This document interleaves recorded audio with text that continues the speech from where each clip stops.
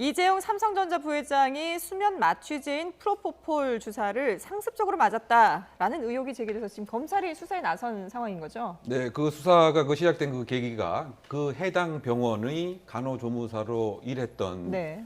분의 남자친구가 공익제보의 형태로 국민권익위원회 그 제보가 이루어졌고요. 네. 국민권익위원회에서 검찰로 이 사건을 이제 이첩한 내용입니다. 네. 그러니까 그 이제 증거가 될 수 있는 그 내용 자체는 이른바 그 이 부회장과 간호조무사가 이 상습 프로포폴 투약과 관련된 여러 가지 그 나눈 이야기들 네. 그리고 이것이 8회 이상 지속됐다고 하는 뭐 정황적 뭐 증거들로 일단 검찰 수사가 그 강력부의 그 배당이 그 되었습니다만 네. 삼성 입장에서는 이것은 전혀 사실 무근이고 네. 그 악의적인 그 보도다.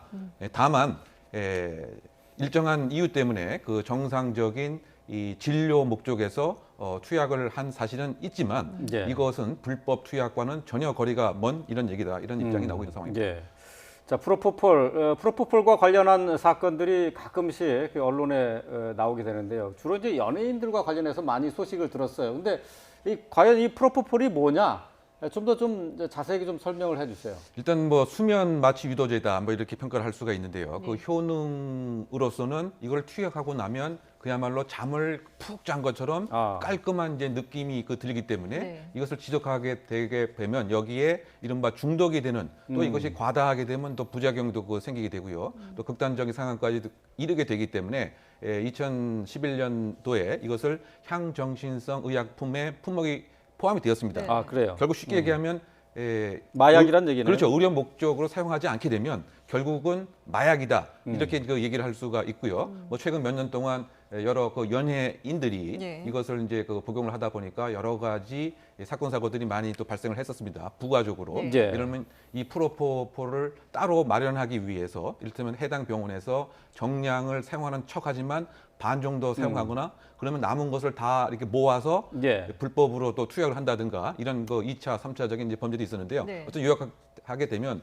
이것은 상습성과 중독 증상을 야기시킬 수 있는 마약이다 이렇게 요약할 수가 있겠습니다. 그렇군요. 예. 그런데 이미 지금 이 병원, 해당 병원의 원장 그리고 이 부회장과 메시지를 주고받았다는 간호조무사 같은 경우에는 이미 이 프로포폴 문제 때문에 구속돼 있는 상황 아니겠습니까? 이 성형외과 같은 경우는 이제 다른 재벌 2세의 불법 마약 투약, 그 향정신성 의약품 위반 혐의로 이미 구속돼서 재판을 받고 있고 예. 그러다 보니까 일각에서 의심의 눈초리가 더 강한 겁니다. 다른 이제 재벌들도 마찬가지로 여기서 불법 투약해서 현재 형사 재판이 이루어지고 있는 상황에서 또 다른 공익 제보자가 등장을 했기 때문에 신빙성 있는 거 아니냐 이렇게 주장도 나오고 있지만 삼성에서는 이것은 치료 목적으로 소견에 따라서 했던 것일 뿐이다라고 이야기를 하고 있어서 실제로 의료법상 절차를 지켜서 투약을 했다면 법적인 문제는 하등이 없습니다. 네. 다만 이런 여러 가지 절차적으로 규정된 거 이외에 불법적으로 예를 들면 이 대장을 명시적으로 꼭꼭 적게 되어 있습니다. 대장에 적지 않는다고 하거나 또는 이재용이 아니라 다른 차명으로 이렇게 불법 투약하는 일도 있거든요. 네. 이런 점들이 확인이 되면 마약류 관리법으로 처벌될 가능성이 있는 상황이고요. 네. 현재 이 제보를 했던 A 씨라는 사람은 검찰에서 진술 조사를 마친 것으로 알려지고 있고 특히 그 보도를 통해서 알려진 것이 한 SNS 메시지입니다. 거기에 이부라고 적혀 있는 사람과 간호조무사와의 대화 내용이 이제 공개가 됐는데 실제로 이것이 누구와 수발신을 한 것인지 실제로 이부가 이재용 부회장이 쓰는 SNS 계정인지 이것도 좀 확인할 필요가 있고요. 네. 이 뉴스타파 측에서는 지금 최소 2017년 1월 9일부터 2월 14일까지 8차례를 방문했다라고 지금 적시를 하고 있거든요. 네. 이 메시지를 분석한 결과 실제로 그날의 동선을 추적하는 것도 굉장히 중요해지지 않을까 합니다. 네. 예. 자, 뭐 이재용 부회장을 비롯해서 유명인들 그리고 재벌가 자제들이 이제 같이 수사를 받고 있는 것으로 이렇게 알려져 있는데요.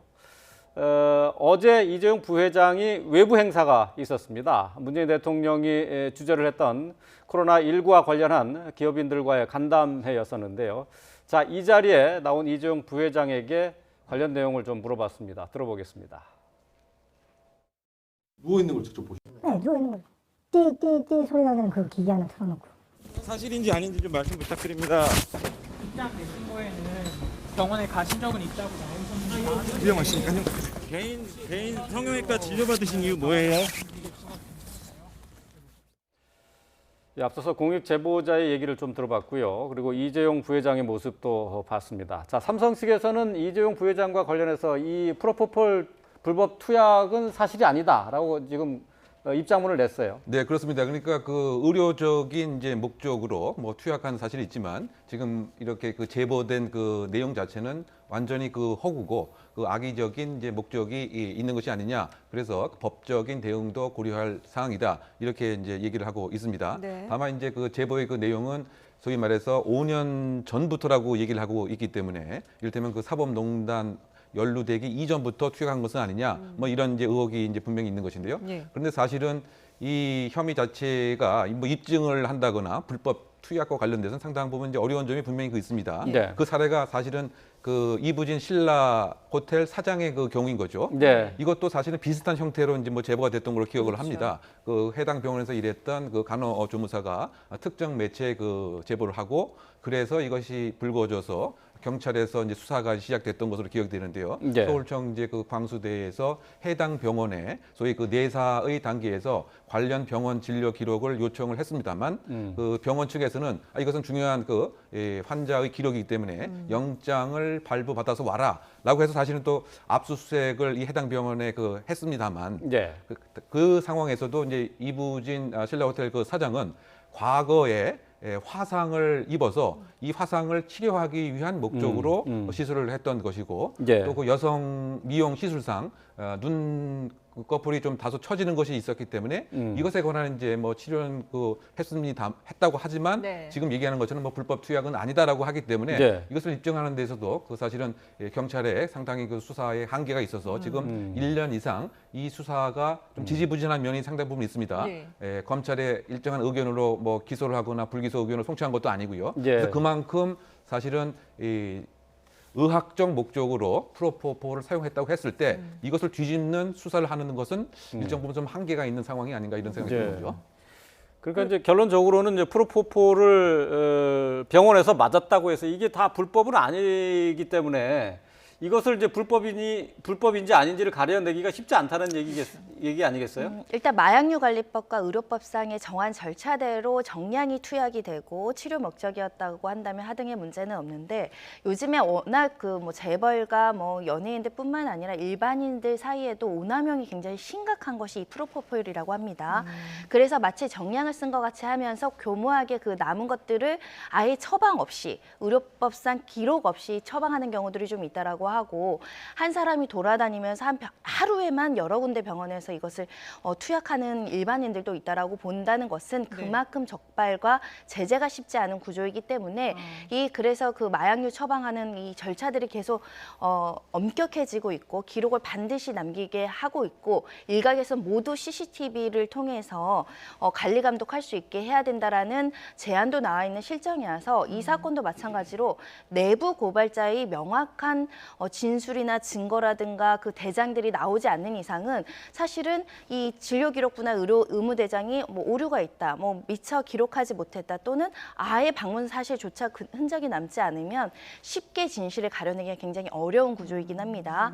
하지만 일단은 검찰로서는 제보가 왔고 고발이 됐고 특히 강력부에 이제 배당을 했다는 것은 철저하게 한번 살펴보겠다라는 의지로 보이기 때문에 이 부분과 관련해서 좀 자료를 살펴봐야 될 것으로 보이고 다만 이 사건은 또 SNS 메시지가 지금 공개된 상황이었기 그렇죠. 때문에 이 메시지가 정황상 일치하는지 이것도 이제 핵심 관건이 되지 않을까 합니다. 그러니까 지금 네. 말씀하신 것처럼 화면에 나오고 있는 이 메시지들이 만약에 그 정황상 뭐 동선이라든지 이런 것들이 맞아 떨어진다면 이것만으로도 충분히 그 증거가 될 수 있는 건가요? 그러니까 성형외과 방문했다라고 특정이 된 게 8차례인데 8차례 이 성형외과를 왔는데 어떤 의료 기록이 없다. 그러면 사실은 의료진들의 어떤 진술이 신빙성이 매우 낮아질 가능성이 있는 거죠. 네. 만약에 치료 목적으로 그날 방문했다고 한다면 그날 왜 치료를 받았고 어떤 치료를 받았는지가 남겨져 있어야 되고 그것이 객관적인 사실과 일치를 해야 되는데 그렇지 않다고 한다면 그 의료진이라든가 이 부회장의 진술이 굉장히 흔들릴 가능성이 있고요.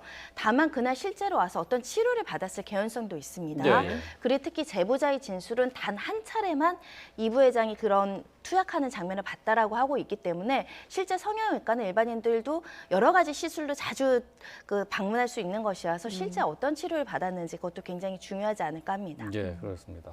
자, 이제 보도 내용으로만 보자면은 2017년 1월에서 2월 사이에 8차례 투약을 했다라고 이제 보도가 나와 있어요. 근데 이게 사실이라면은 좀 과하게 맞은 것 아닌가라는 생각이 좀 들긴 해요. 예. 그런데 만약 그럴 만한 의학적 이유가 또 있다고 한다면 네. 그 자체가 또 불법이 되는 건 또 아니겠죠. 네. 그러다 보니까 이 수사하는 데는 상당 부분 이제 한계가 있습니다. 그러니까 적정 부분을 투약을 했는지, 적정 네. 관리가 이루어졌는지를 이제 봐야 되는데 다소 많다라고 하더라도 그럴 수밖에 없었던 의학적 목적이 있다고 한다면 이것은 이제 합법적으로 봐야 될 것 같고요. 그러니까 그 수사 그 실무에서는 이것보다는 네. 소위 그 다른 사람 이름으로 이름을 적어놓고 이렇게 맡게 되는 이른바 그 차명 그야말로 투약 네. 같은 것을 찾게 되면 이것을 소위 말해서 압박하는 수사를 할 수가 있겠죠. 아니 무슨 이유 때문에 예. 무슨 이유 때문에 다른 사람 이름으로 투약을 하게 되느냐. 그렇게 하게 된다면 거꾸로 이제 그 의심받는 사람이 소명을 해야 되기 때문에 예. 일반적으로 이제 그렇게 수사가 이루어지고 사실은 차명으로 투약하는 것 자체가 예. 사실은 그 의료법 위반 사항이 또 되기 때문에 예. 수사가 한번 진행됩니다만 다소 평소의 양보다 많다고 해서 이것을 꼭 불법으로 보는 데는 또 한계가 있습니다. 그래서 결국은 지금 여러 가지 그 정황 그 증거와 관련된 소위 말해서 그 진료 기록 그리고 프로포폴 관리 대장 이런 것들은 이제 종합적으로 들여다볼 상황이 아닌가 보입니다. 그러면 병원의 이 진료 기록에 이재용 부회장의 이름이 없다면은 좀 의심해 볼 만하다 그렇게 그렇죠. 얘기해도 될까요? 그렇게 봐야 될 공산이 큽니다. 그리고 지금 남아 있는 예를 들면 그 프로포폴의 그 양이라든가 그 시점에서 프로포폴 대장과의 그 일치 여부. 다만 그런데 지금 또 문제가 되는 것은 이 병원 자체가 아까 우리가 이야기를 나눈 것처럼 그 애경과 관련된 불법 투약 때문에 이 병원 자체가 또 폐원됐다라고 하는 이런 얘기를 들었었는데요. 네네. 그렇다면 그와 같은 그 진료 기록과 장부 자체가 그대로 존속을 하고 있는 것인지 예. 이런 것도 또 하나의 한계가 되지 않을까 이런 생각이 듭니다. 예, 예. 알겠습니다. 이재용 부회장의 프로포폴 투약 의혹과 관련된 내용 짚어봤습니다. 지금까지 이웅혁 건국대 경찰학과 교수 그리고 손정혜 변호사와 함께했습니다. 잘 들었습니다.